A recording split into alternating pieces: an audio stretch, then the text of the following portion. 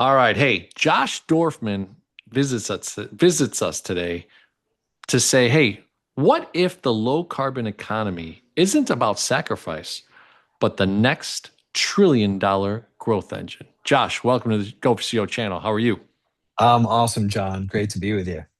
Awesome, brother. Well, hey, look, this is a really cool topic. Obviously, many of us are unaware, as I just was off camera with you and talking about some of the things and innovation that you're a part of, which is pretty sick. And look, talking about it in a $1 trillion way can surprise some people, but hopefully it intrigues you, Go for Your community, to learn a little bit different of a different type of business today and what Josh has been able to do in founding these types of companies. So, Josh, give us a little bit of background of kind of were you a corporate guy, family entrepreneurship, or did you just think of it when you were 12 years old, like I want to be in this business, that type of thing? So, a little backstory, if you don't mind.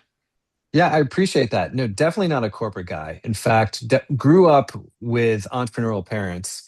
The family business was was and is to this day a sleepaway camp in New Hampshire, a summer camp that my two great uncles started in 1948 called Camp Wall Whitman, inspired by a poem, not a bridge, um, and built this camp up in the White Mountains. The Appalachian Trail goes right through it. It's on a lake. And so my parents were running that business when I was a kid. So I was we were always around business building. It was just kind of in the DNA. My brother runs that today. And so I grew up in kind of in some respects, not a ton of pressure to go into that business, not a ton of pressure to go into business in general, but really with more of a liberal arts kind of background going through college. I came out of school and was thinking about a career, honestly, in State Department, maybe CIA. And so in the 1990s, I was like, I'm going to go to China because it was clear to me, it was a little bit, I think I was on the earlier side of seeing the future of the importance of China. But I thought, man, I'm going to go to China. I'm going to figure out how to get there. And so I got a job teaching English at the Nanjing University of Science and Technology and showed up in 1995. I got a part-time job working in a factory. I don't know if you've ever had a bike lock from a company called Kryptonite. When you were, when you were growing up, they invented the original U-shaped bike lock that everybody uses. Kryptonite opened their first factory 20 minutes from where I was teaching English. So suddenly I was in this factory part-time trying to do quality control with Chinese people who had never seen an American before. It was fascinating. And I went to work for Kryptonite full time in China. We opened more factories. 2 years into that experience, we opened a third factory in southern China, 1997. And we're going to this restaurant to celebrate the deal with the Chinese side. I'm with the owner of the Chinese factory. My Mandarin at this point is pretty good. And before we go into this restaurant where we're going to like toast in there, it's called baijiu. It's basically like grain alcohol. And then we're going to mix it with a little bit of snake blood. Gross, but like that's like what we were doing in this little town. This guy's like, Josh, look, my Mercedes is the biggest Mercedes of all these Mercedes in the parking lot. It turned out all the cars were Mercedes because there's a lot of Hong Kong money in southern China, but still communist China, right? And I thought, like, holy moly, like, a couple of things at once hit me. I was like, right, you guys want what we want, which is more, bigger. You want a bigger car, bigger house, more stuff, higher quality of life. There's a billion of you. So that is like, that's an interesting number. And you're all riding bicycles. Nobody wants one. Everybody wants a car. And in the like limited time I've been here, when I was in Nanjing, which is a few hours from Shanghai, I saw a highway get built in like a year and a half, done from Nanjing to Shanghai, the whole thing. In America, that would take decades and you'd still be jackhammering, right? So it's like, there's gonna be a billion cars here. I don't know anything about climate change, but how does that pencil when there's a billion more cars in China and everyone's trying to do what we do in America, raise our standard of living? So my MO has always been, how do we continue to increase our standard of living, increase our quality of life, enable people to do that not just in China, but in Eastern Europe and India and all over the world in a way that is compatible with the Earth's capabilities to sustain that type of growth? And how do we enable future generations to have that same opportunity? And that's what really led me into the business world. Hmm. That's an incredible experience, right? Especially putting yourself from New Hampshire to China. I mean, that's like two worlds apart, right? And what an experience to immerse yourself into something that then became kind of the lifeblood of where your entrepreneurship, really blossomed, it seemed like, and really nourished itself through the teachings that you were, you know, collaborating with and those types of things. And I think a lot of people don't realize, if you place yourself out of your normal circumstances, your normal, environment, and put yourself somewhere else, the breath of light and the growth that you'll have. So that's a really encouraging story. So then you get involved with this company, you start seeing the ability to help them. You have this celebratory and then wismic, like boom, knowledge day, right? Like idea that comes up and thinks that, oh, wow, okay, I can make some differences in the world here. So, what are your next steps? I mean, does this transform you into coming back to the States, or does this give you some energy to then start your own thing, or do you continue with the journey that you were in within that company?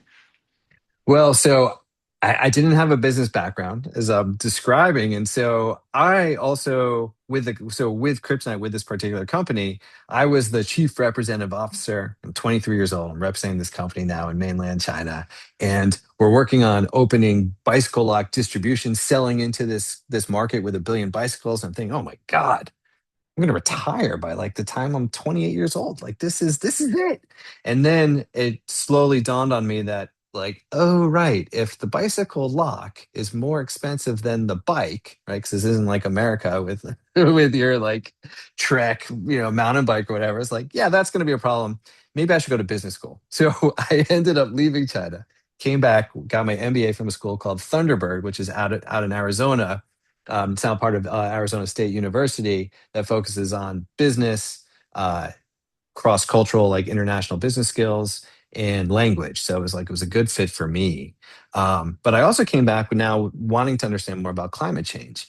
And I didn't just land on this idea of like, oh, I'm going to go start businesses that make a lot of money and help cut carbon. I actually went through this phase as I got educated on what was happening on climate change. I got very concerned. I got very afraid. I kind of took on the sort of activist energy, which was like Mm. kind of a scolding energy where I would say to like, you know, or I'd come home for Thanksgiving and my younger brother would be like, "Oh, great, here he is again. Here comes Josh to make us all feel bad," And I was like, "I don't want to be that guy, I like that's not who I want to be." It just took me a while to think through, like, how could I take this feeling? I've seen the future. I was presented with this gift in China. I was shown the future. Now I understand this issue around climate change, and how do I like merge these worlds? And I like business. Is there a way to use business as a tool to affect positive change? It took me a while to get there, but in 2004, I started my first company. It was called Vivavi, or like Viva V, which was this. I had this idea of like, I'm going to pull together this collection of the best designed, most stylish, most good looking products I can find made from eco-friendly materials. Maybe they're recycled. Maybe it's billboards that are like now turned into like messenger bags. That was a company called Roland. Or maybe it's these really cool shelves that are made from like recycled cardboard. There's a company called Reader Design. I was importing the stuff from Sweden. I just pulled together this like eclectic mix of stuff that honestly like nobody really wanted, but I was really into this idea. I ended up moving the company to Brooklyn, and we became a modern design furniture company, using all sustainable materials, and that actually started to get a lot of traction. That was in early 2005. Mm. All right. So look, you went back for something that you thought found fundamentally, right, laid a foundation, right, on the education side, but then you were so intrigued and so moved by something that it created a movement inside you, right? Which is kind of nice because I think a lot of times from a go for CO mindset, right, like you've got to find something, some purpose, some way, some vision, right, that enables you to act forward and move forward. And even if you trip and you stumble and like you said, maybe piss some people off or agitated people because of this conviction, you found your way then, through the ups and downs of that. So you're in Brooklyn. Tell us, I mean, I guess, you started multiple companies, it sounds like, and, you've been in this energy conservation, carbon footprint space. There is some, headwinds against it and in certain administrations and some headwinds for wins behind it with other administrations. How have you in that story? I don't want to block or stop the story or minimize it, but so you're in Brooklyn and you keep going. So what does that look like, and what's part of that journey to develop the next business? Yeah, it was actually a really fascinating moment because one of the places I had gone was to Washington D.C. as I was thinking, trying to process, John, all of this information, all of this, and my sense of identity was changing. My sense of worldview was changing. I was really like, climate was becoming very paramount for me. I'd been in China. I was trying to think about where the world was going. So I went into a PhD program at George Washington University right before I started this company, Vivavi. And I thought, I'm going to study China. I'm going to study environment. I'm going to study politics. If I ever want to be like a real life Jack Ryan, like now's the time, And then I was like in this program, and I was like, my brain does not operate at a PhD level. This is not the right fit. And I left and started my first company. But so I'm in DC. And then I'm thinking now, as I'm really interested in design, right, and trying to use design as this lever to affect environmental change, DC was a terrible place, right? Because DC is like, there was no style in DC. No one, there was just like fish out of water, right? So I was like, I got to get out of here. I got to go to Brooklyn. That's where the best designers are. I had one employee at the time, and she was not making the trip with me to Brooklyn, or she was not going to move with the company. And this young woman, Lucy, was very committed to the cause, the environmental cause. And so we made a deal, though. I said, look, if you help me pack up this office, we're working on my apartment, and pack up all my stuff, load it into the van, and take the van with me up to New York. That with the van we take to trade shows and stuff. I'll give you the van as like a parting gift because I don't need it. I'm in Brooklyn now. And she was like, cool, I'll do that. So she does it. It's the last day. We're on the New Jersey Turnpike. It's like 10:30 at night. Been a really long day. And Lucy is in the passenger seat, seemingly having a panic attack. She's like, I'm like, geez, I'm like, Lucy, are you all right? And finally, she's like, Josh, look, I have to ask you something. I have to get this off my chest. I couldn't ask you when you were my boss, but you're not my boss anymore. Like, there's something I really need to know. And so I was single at the time, and I was like, oh my God, she's attracted to me. She's been keeping this in, right? So I get nervous, but finally, like, I get her to say what's on her mind. She's like, all right, look, I don't want you to take this the wrong way, but are you really an environmentalist? And I'm like, what? She's like, I mean, you're always in the shower. You barely recycle. You were going to throw your bed out. I'm the one who took it to this homeless shelter. You don't, like, you're just this giant hypocrite. And I've been working for you for a year and a half, and I don't understand you. And like, she was furious with me. No attraction, Huh. like furious. So slept on the couch, took the van. I didn't see her again. I actually have never seen her again, but we've gotten back in touch. But she was right, And so this is what happened when I got to New York. I wrote a blog. I was blogging a lot already, and I wrote a little blog, and I was like, I'm just going to own this for a bunch of. I need to own. She's right. I need to own this hypocrisy. I need to think it through. And I wrote a little blog entry on my website I called it the Lazy Environmentalist. And I was like, I'm just going to own this thing because I'm the CEO. I run this company. I need to be authentic and transparent with like our very small customer base. Um, I do my best thinking in the shower. So I take long showers. I know I'm using a lot of water. I know I'm using a lot of heat to, energy. I'm not going to take a long shower as much as I care about the planet. Because so what I really would prefer to have is a low flow shower head with amazing water pressure that solves this problem for me. I want an Audi TT convertible. I don't care if it's electric or hydrogen, a biodiesel or some, green technology. If I can afford it and when it's what I want, I'll get it. If it's not, if if not, like, I'm not going to do it. I want to do the right thing for the planet, but only if it fits my life. I care, but I'm lazy. I need convenience. I'm a lazy environmentalist. I think there's millions of Americans who feel like I do. And I wrote it. I didn't really think about it too much once I published it, but I was like, I owe this to my customers so they know who the CEO of this company, how he thinks. A couple of weeks later, a radio producer calls me up. He's like, hey, I read your blog.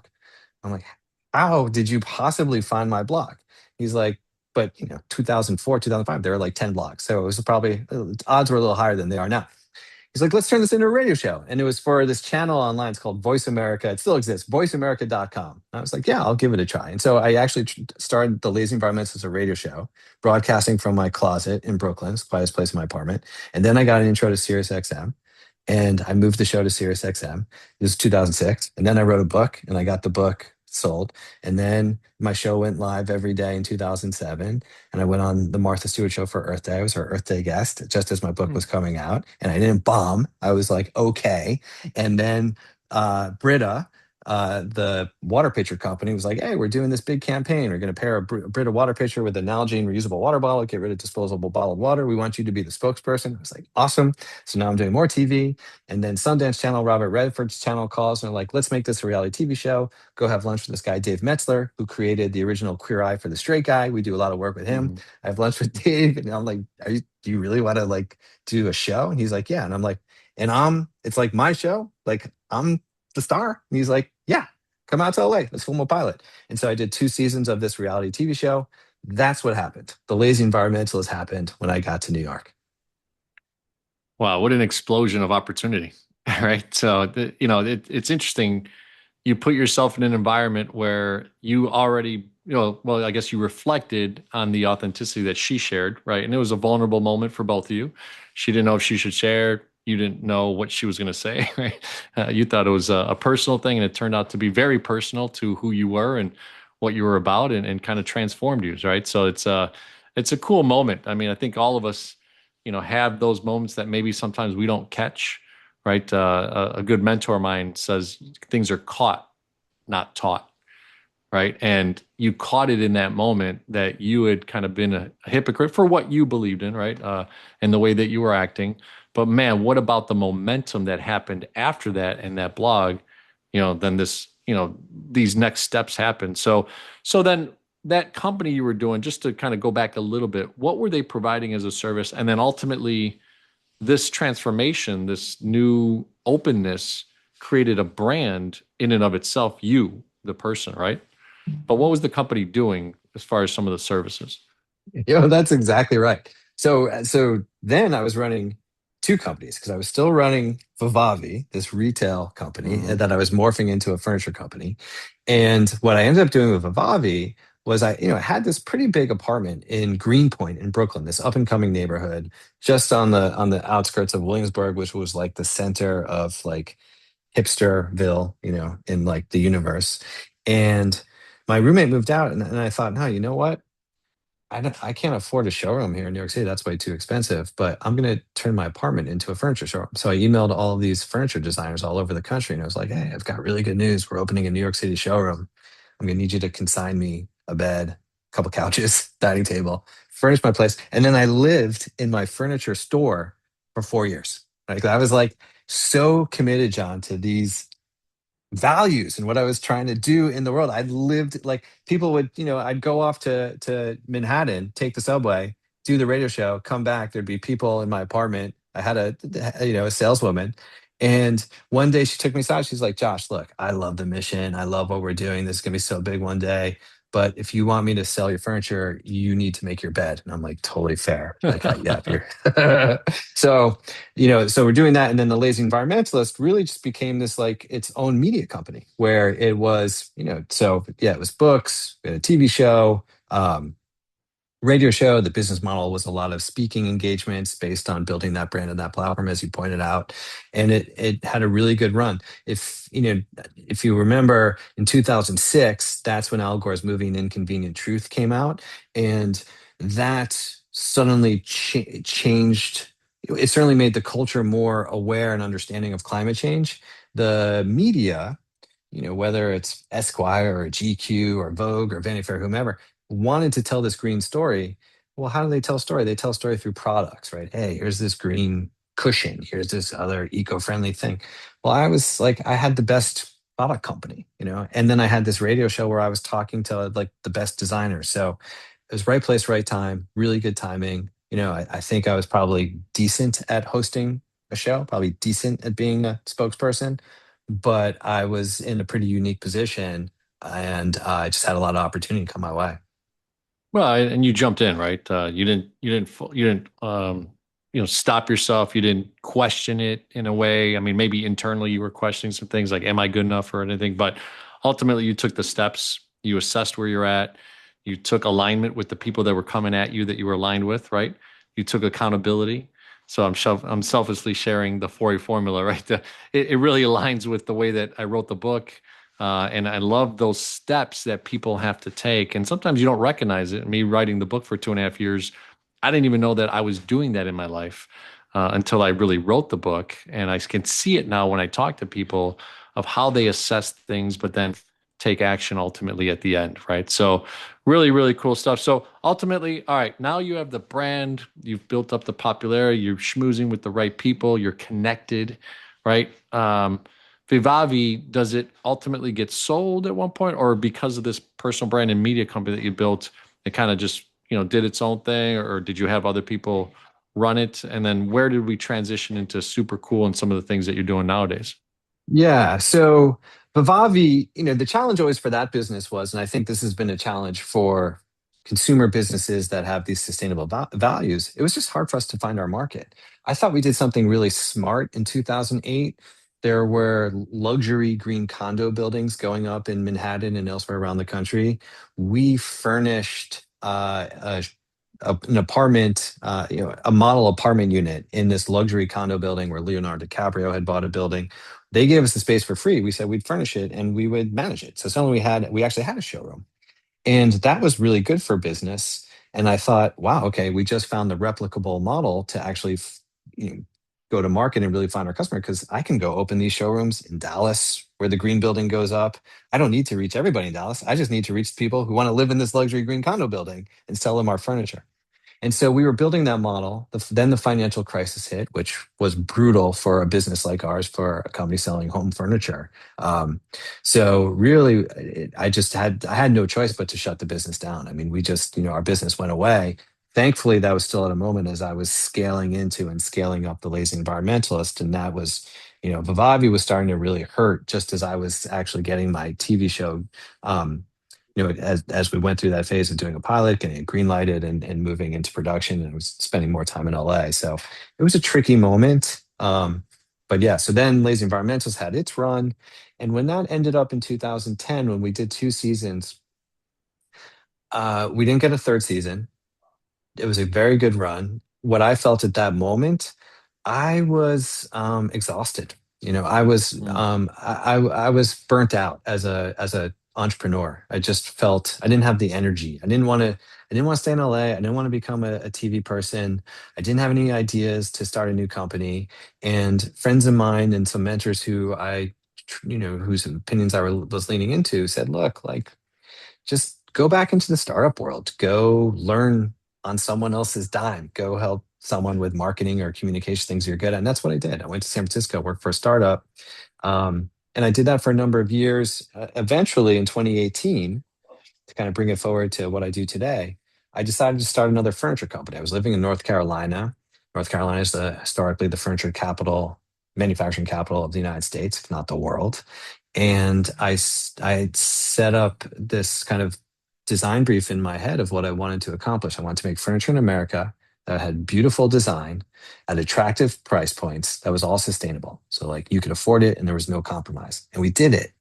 The challenge was, to me, we were still cutting down trees for the material. And that really bugged me. I mean, it was a plywood, it was considered responsibly harvested, it was FSC certified, had all the labels attached to it. But I just thought, man, in the 21st century, can't we do better than like the best thing to make a table out of that's really beautiful is like a tree? Can't we do something else?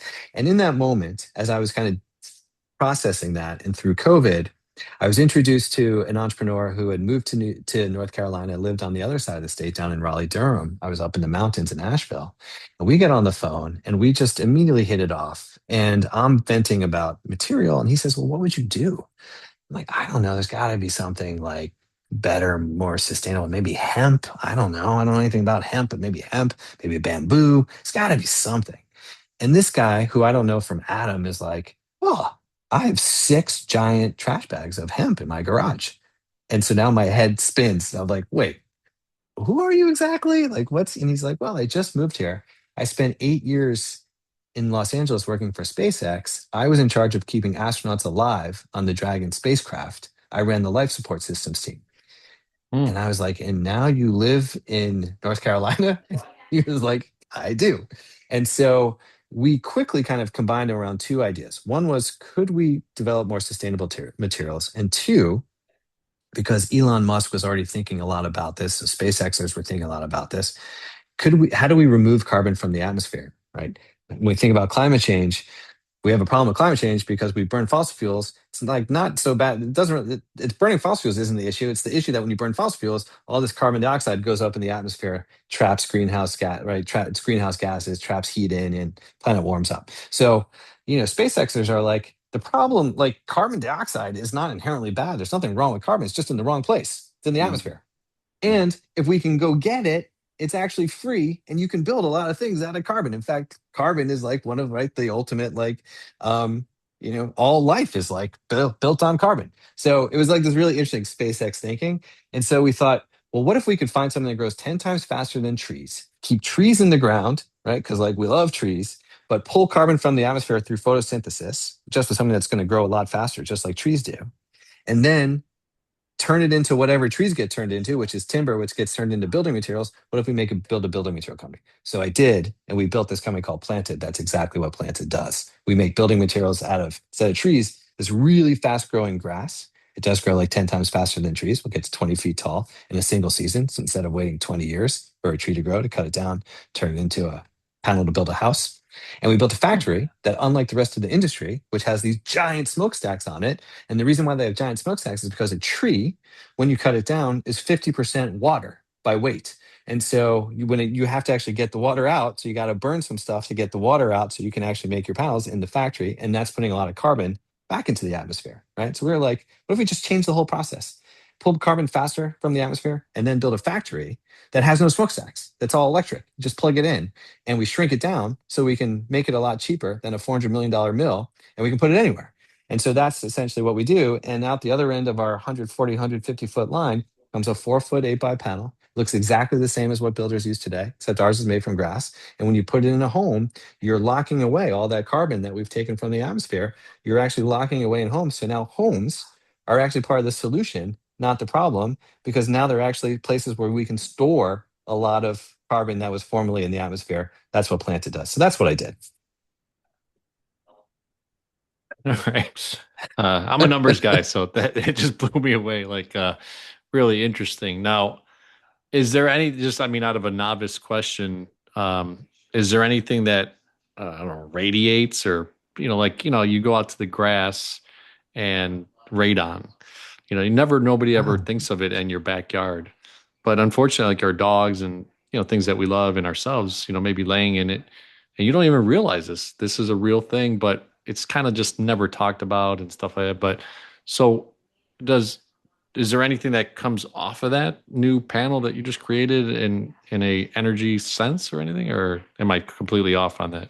No, I mean that does kind of resonate for me because you still have to wonder, like, okay, well, what's in the soil, what's in the plants, what we had to study all of that. It turns out it's perfectly inert in terms of some of the the issues that you're talking about. As Mm, it happens, though, the way that we're actually able to what we would say it's called stranding, but like slice this grass, or let just like a giant mill would like chip a tree to like, to mm, get into smaller pieces, create a board.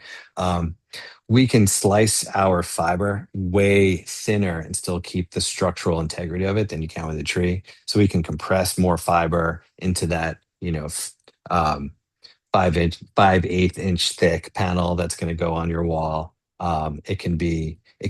It is stronger. It's more resistant to moisture, which actually is the thing that builders care about.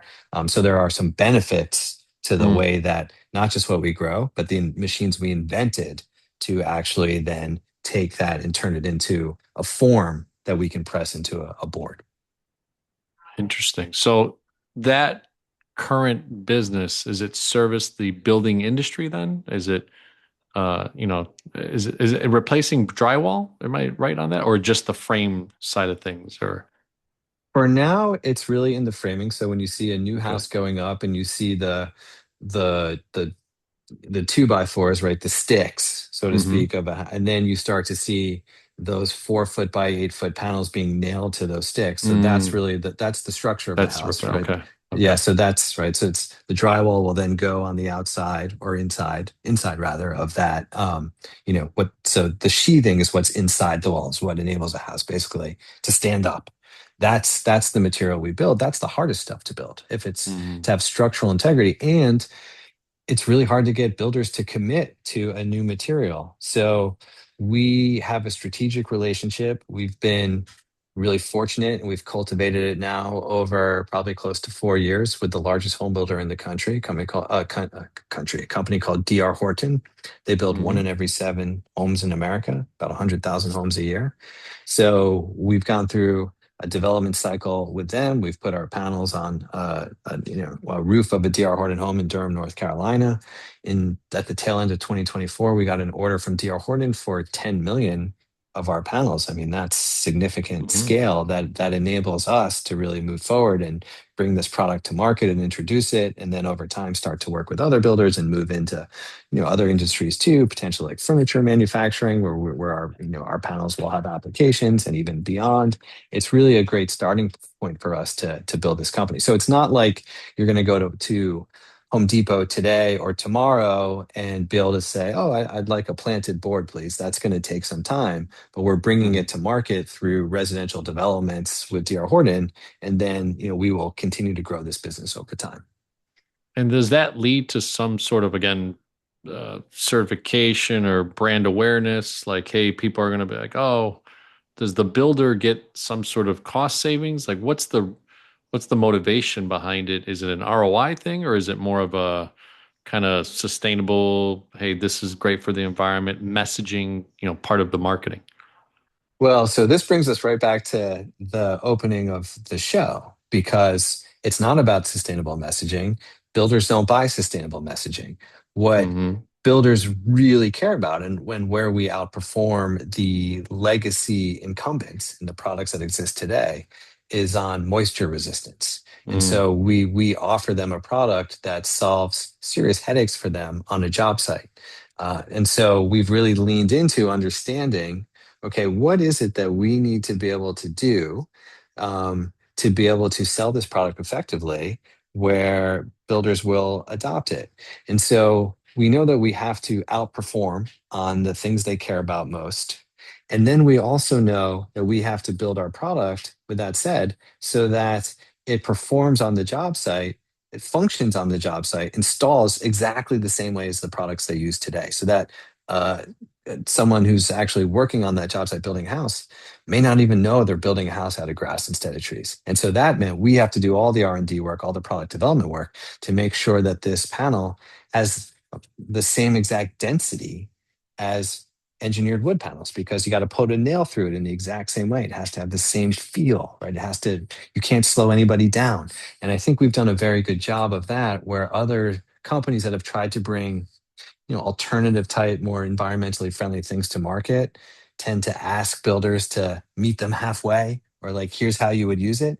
And we were like, no, we know if we're going to really try and, compete in the biggest, most built out, sophisticated markets with really sophisticated manufacturers and then a giant commodity market, we have to play by that market's rules. We have to be this drop in replacement and make it as easy as possible for a builder to say yes, recognizing that there's just going to be so many hurdles to get to that yes. We have to remove as much friction from the process that we can possibly control to get to Mm. yes.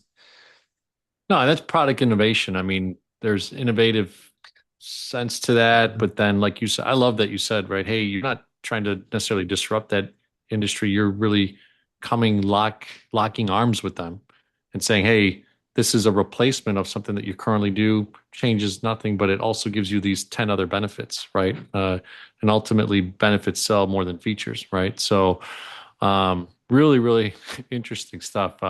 So all the time, and this will be my commercial banker hat. I'm just wondering, like, all right, he gets into business with a partner from SpaceX, and you guys have these innovative ideas, and you've been this world traveler from China to Arizona State, back to Brooklyn and like, but now you get a guy that you just meet. So what is like who do you guys look for investors? Was this something that I think you said it's about 5 years old, so you're just starting to kind of get your legs, like most businesses, the first 3 to 5 years are challenging, and especially in a space like yours where you really have to break into an industry and be something different that doesn't change their way they do things.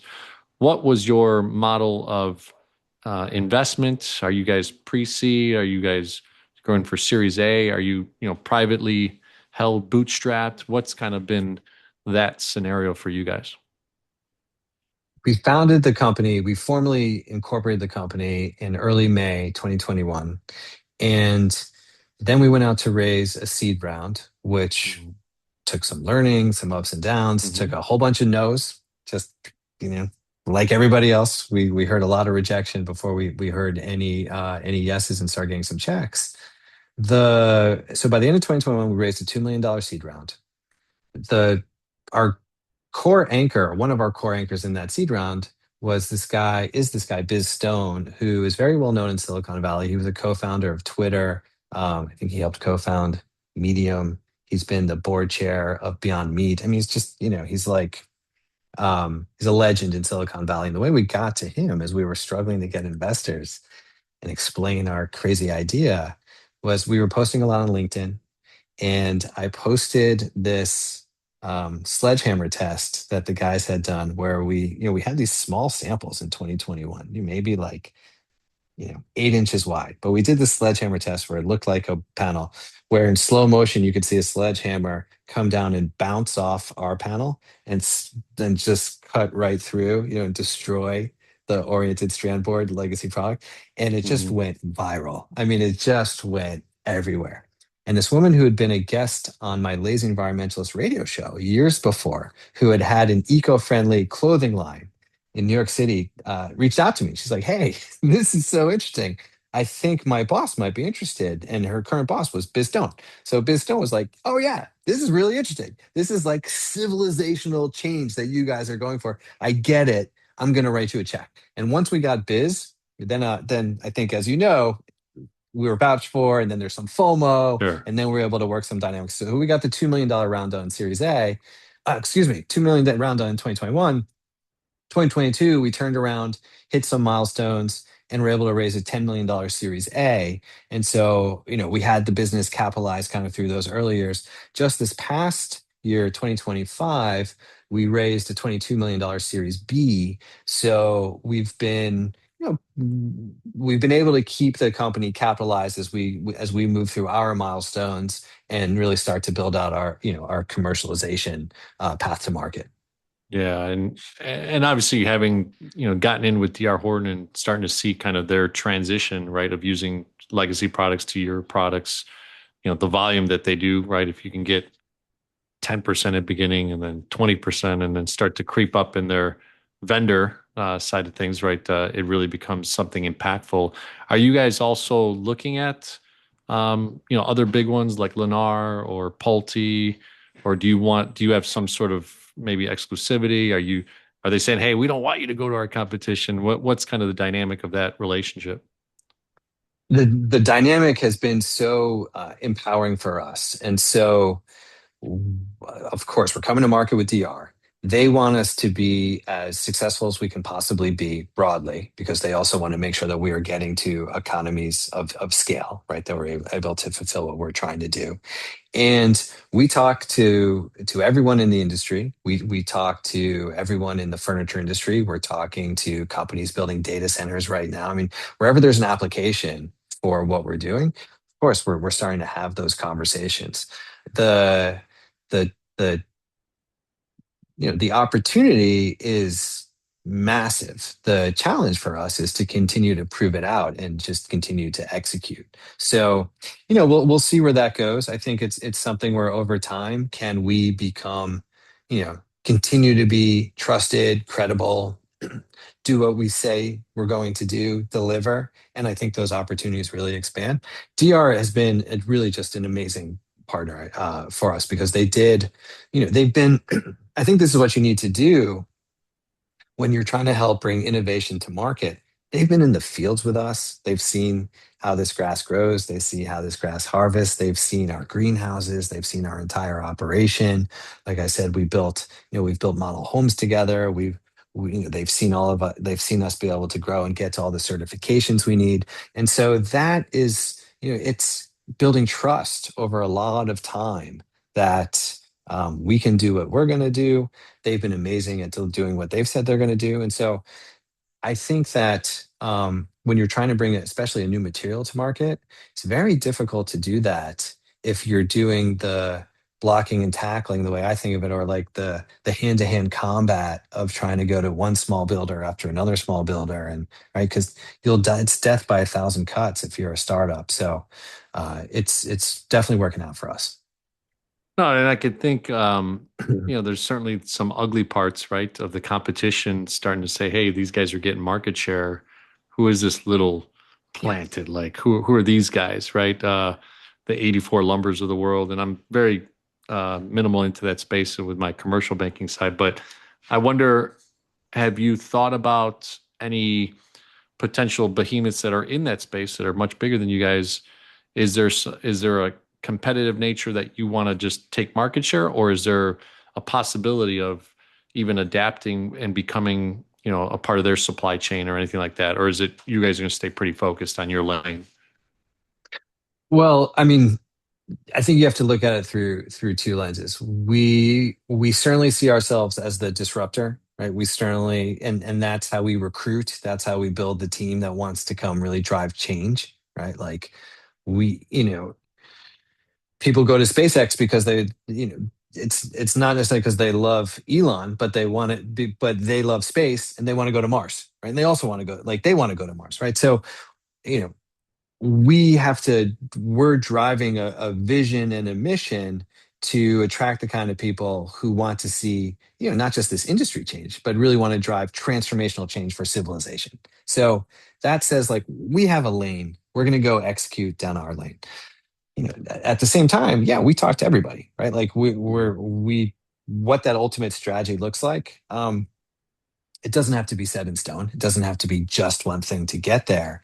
I think that's actually also, today, I mean, I think that's what continues to make us able to grow. So I came back to the company as the fractional chief marketing officer in January. Nathan, who is one of the co-founders, also who came from SpaceX, has stepped in over the last couple of years as CEO. He's absolutely the right fit to be leading the company. He's an awesome leader, great visionary. We continue to put people into the right seats for this company to succeed. It's not about ego, but it's definitely about mission. So I don't know if I'd say we're going to stay in our lane, but we're certainly going to keep that energy of we are the disruptor, and we see a lot in this industry that's just flat out wrong. Like if you were starting this industry today, you just wouldn't do it the way the industry has grown up and now has solidified in the way it operates. You would definitely do it differently. We feel like you would do planted. And so we're not going to do anything that deviates us from our mission, but we'll stay open to what enables us to fulfill our mission in the fastest, most profitable way. And just to clarify, the am I wrong in saying, or please add to it, the true mission that started from this was how to take that carbon in this stuck space, right, and bring it down to a usable product that becomes something which became planted. That's truly it, right? That's exactly it. I mean, Okay. that is exactly it. So it's Okay. like, how many hoops Now, do we have to go through? How much uh, operations do we have to build? How much do we have to go get end customers so we can keep planting more grass, so we can pull more carbon from the atmosphere and keep this cycle going, right? okay. That's what drives us. That's what drives the founders. That's what drives a Sure. lot of people we recruit, but that's not Yeah. what we sell to customers. No, no, sure. I mean, I think, it's interesting, right? Because I had a lady on that, trying to think of it now off the top of it. But anyway, it was something about how leadership, it's culture.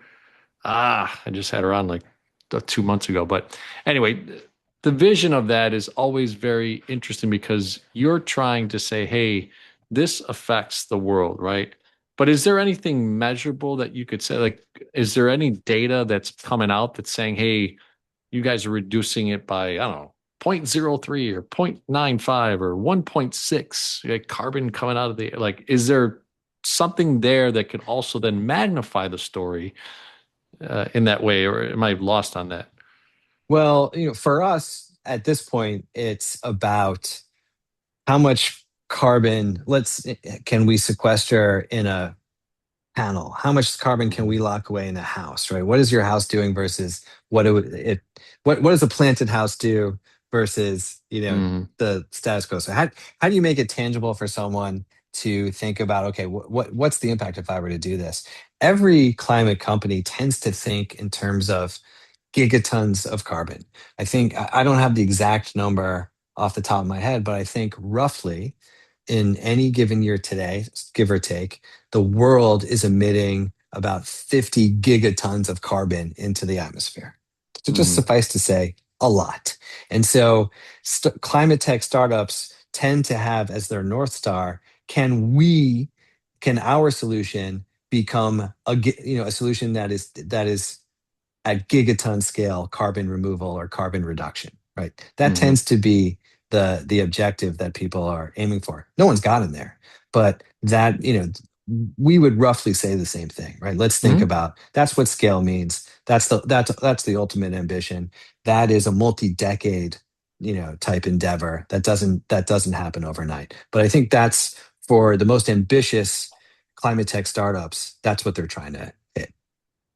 No, and it's interesting to learn, right? Go for SEO community. Like if you've been listening to the last 5, 10 minutes, I mean, you've got to be thinking to yourself, oh, wow, this is so interesting. I mean, obviously the movement that electric vehicles have, created, there's some back end stuff of saying, well, is it really saving time? Yeah, your gas, bill as far as gasoline and not stopping somewhere, but how much are you not using in energy from your home that you're having to do? So there's a lot of still things. There's things to kind of push through, fight through, learn from, all that type of stuff, and it's really cool. And all the same, like I don't want to miss too, and we'll give it a couple minutes here. Super cool. So is super cool also helping Planted, or is that yet another separate kind of media company that you have?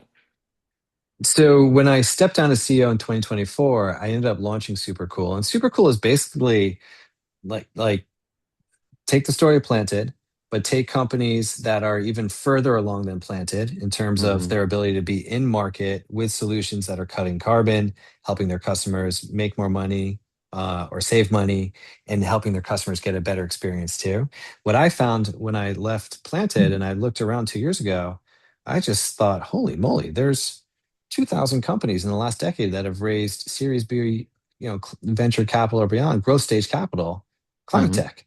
A lot of them went out of business anyway, but a lot of them succeeded. So you've got Mm-hmm. companies that are, AI solutions for buildings that are cutting, cloud-based that are cutting HVAC by up to 25% because, right, they know this is a company called Brainbox that knows with 90+% certainty who's going to be occupying like an office floor it's with 6 hours from now, and then they know the wind speed around the building and the sun angle and the carbon intensity of the grid and the price at any given moment. So they use all those variables in AI to decide when is the optimal time to heat or cool that space so Mm-hmm. you don't spike energy, right? And you get this amazing reduction in cost, right? And you get this amazing reduction in carbon. It's in 17,000 buildings. And then Train Technologies bought them because like it works, right? And then this company called Zoom, ZUM, that basically solved a huge chronic issue in America, which is in most major school districts. I'm not sure how it is in Chicago, but in most major school districts, kids do the right thing. They take the bus to go to school, and they still get to school late. Like that's ridiculous, but it's everywhere. And so Zoom was like, huh, what if we use some AI and we optimize those bus routes? And then we actually put some, GPS and other like basic tech on it so the transportation director and the parents actually know where the bus is because it's like 2026. We should know where the bus is, right? Like nobody knew until recently where it was. And if, you know, Timmy's not going to school today, the parents can open the app, be like, Timmy's not coming, the bus reroutes, not sitting there for 3 minutes idling and wasting diesel, right? So now Zoom is in 4,000 schools, almost many, many major school districts from Boston to Richmond to Dallas to LA. In Oakland, California, Zoom got all the kids to school on time and then went back to the transportation director and the city and said, look, this city has 136 school buses.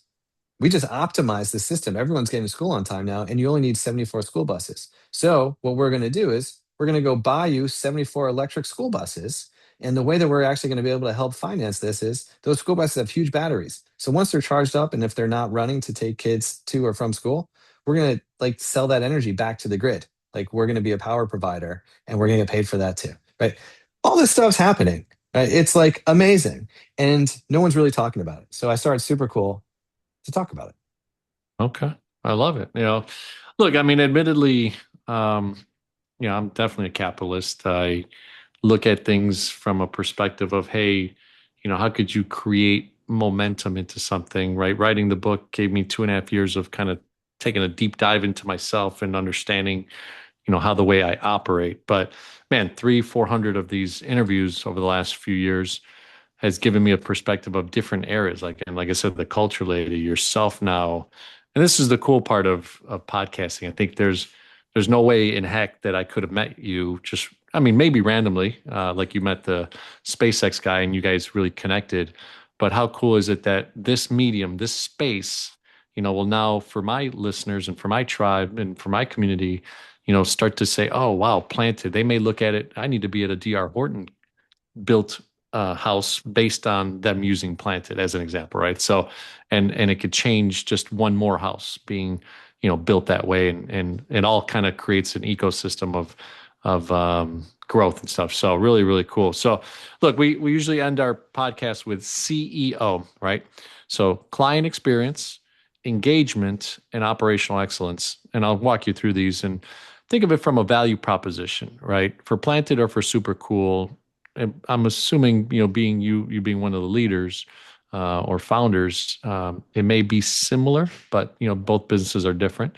So when you think about client experience, what you want someone to experience coming to Planted or Super Cool, what might be that message? 30 to 60 seconds.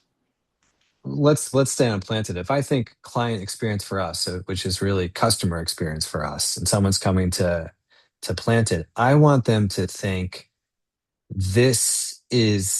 I want them to think inevitability. Right? I want them to walk into our facility, meet our team, see our production floor, see our product, be around us, and think there is no question these guys are going to succeed. I want them to think that even more than necessarily saying, I must have this product right now, right? I want that. That's what we're trying to impress into the market, that this is coming. And so we really think a lot about, how do we not just have the leaders of the company be present, but how do we actually bring the company forward for our customers or clients so they get a feel for us more holistically and really have that sense and buy-in? Because what we're trying to do is build a long-term relationship. It's not about, can I sell you 100 panels tomorrow or 1,000 panels in 6 months? It's like, I want to sell you 100,000 panels. I want to sell you 1,000,000 panels every year. And so Mhm. that's really about inevitability. I love it. I love it. So this next question, I keep on asking founders, CEOs, entrepreneurs, and intrapreneurs as well. It's very personal. So it's engagement, right? I've always thought of it as like, hey, what makes that person special? How do they like to engage? They like to break bread? They like to go to great restaurants. I had a breakfast meeting with a private equity guy, and a PEO guy for health insurance and all that type of stuff. A couple buddies of mine, and we talked about, hey, let's go to the Cubs game, right? And it's something that how we all relate to that. So my point to the question is, when people think of Josh and what you're all about, what would be ways that you would want people to think of engaging with you, right? Um, Going to a game, to an opera, to going to, I don't know, see a light show, something like that. That's what the question's about. For me, it's really about uh, it's actually it's more about let's go for a walk. Let's go be in nature. Let's go get around trees. Not let's go hike a mountain, right? Not let's go on like a 3-day trek through like the Grand Canyon. No, but like let's go for a walk. Let's take some time to just kind of spend some time with each other where we can talk, share ideas, reflect with kind of low pressure, but spend some time. And I tend to find, that's always, I think people who know me, and that's kind of what I'm about. And where I live, where I tend to be, I want to be around trees. I want to, be, and not like out in the woods, but I want to be like, I want the woods around my house, so it's really integrated into how I operate.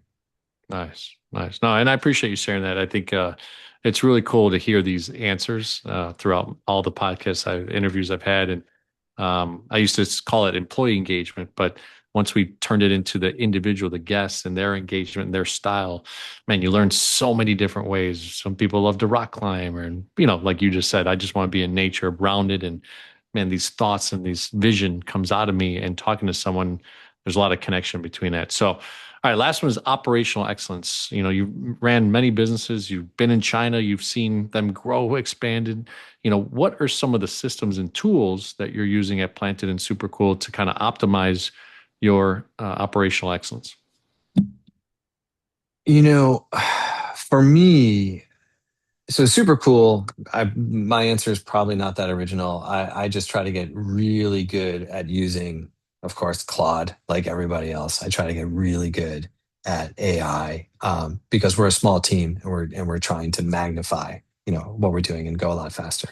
With Planted, coming back in to really drive the marketing operations, drive the team, own our communication, make sure now as we're going in more directions, it's all really aligned. I have become more adept at really more like of the project management, which is nothing crazy, but just, when I came into the company and I work with some other companies as well, what I see is that with startups, they on the marketing communication side, sometimes it becomes problematic by virtue of their own success. And what I mean by that is when you're starting the company, especially if you're technical, you hire an agency to do your pitch deck, you hire an agency to do your PR. You got a biz dev guy talking to customers. You got a social media person who the founder's telling them what to say. You got all these messages going on, right? And there's some dilution there because sometimes you start to lose the core thing and you don't have the feedback loops where the people talking to customers are actually coming back to come and be like, well, this is what I'm hearing. Maybe we should tweak our message here. And so what I've done is when I came back into Planted, I said, okay, we're all going to meet once a week and we're going to have a single source of truth, a single document that anything related to marketing, everyone's project is on this document. And if your project is not on this document, you're not doing it. It doesn't exist because the only thing that's on here, and we're all going to have visibility and we're all going to see, and we're going to talk about it we're going to talk about it every week, only the ones that are active. Nothing's happening. We don't talk about it. Let's go down the list. Single source of truth. Everybody know what's happening. Let's manage the company really effectively and transparently. That's what we do, and that works for us. Okay.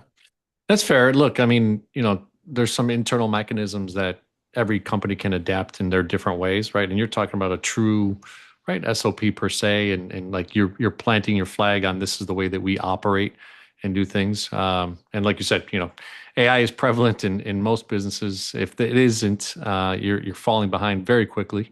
But there's also a lot of noise in there, so many different startups and things that you got to signal your way into, like, hey, what it means for Planted to use AI, or what it means for Super Cool to do it as well. So awesome, Josh. What are the best ways to get a hold of you? Do you want them directed to a certain email to get a hold of you, and they're interested in kind of both areas of the businesses that you're in, or just connect with you personally on LinkedIn or something like that? What would be those best opportunities to do that? Yeah, absolutely. Personally, the best way to do is just connect with me on LinkedIn. That's where I'm certainly the most active, and you can find me there. You can find our website. You can find me through getsuper.cool. That's where we're doing our pod, our newsletter, other courses we're creating. Planted is a hipster spelling, PLANTD, materials.com. If folks want to check out the kind of insane business that we're growing on that side. Awesome, brother. Well, hey, look, if you're not a subscriber to the channel, go ahead and subscribe to the channel. Be a part of the Go for Show community. Pick up the book too, The 4A Formula, Untangle Any Challenge, and Think Like a CEO. Available on Amazon today. And look, it's always really neat to be able to open the door to some time with people. And as you saw today and listened today, hopefully throughout this whole interview, and there'll be some shorts of the wisdom that Josh has shared today. It's very inevitable that if you let your mind explore, let your mind and be in a wilderness type way, open to ideas, open to conversations, connections, great ideas and things come up, and we keep on progressing as human beings, right? So I appreciate your time, Josh. Thank you so much, Sean. It's great to be with you.